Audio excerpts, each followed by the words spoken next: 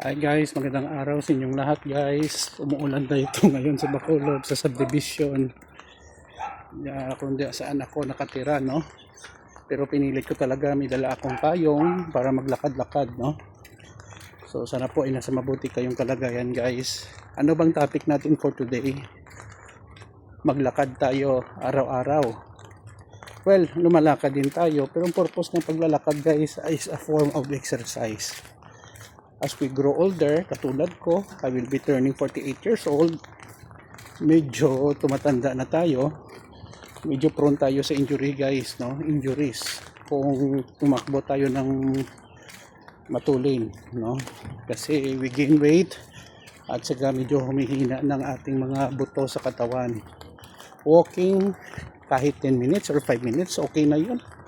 Minsan kasi kung ano natin ng mga 30 minutes, wala naman tayong time kasi busy tayo. So uguliin natin na maglakad-lakad, no? As a form of exercise kasi maganda yan sa katawan. Hindi po ako expert sa exercise pero nakita ko talaga malaking tulong. Mapapawisan tayo. Nakakatulong din ito guys, no, sa pagpababa ng ating blood sugar sa katawan na kung hindi makontrol magiging diabetes, no? Ako nga sa ngayon diabetic ako, no, pero I'm under medication para mapababa. Tingin ko nga type 2 diabetes, no, pero reality yun guys, no.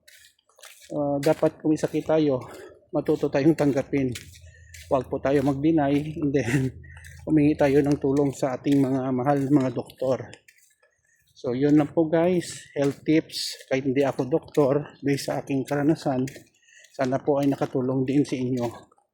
Please follow me in my Facebook and YouTube channel. Maraming salamat po guys.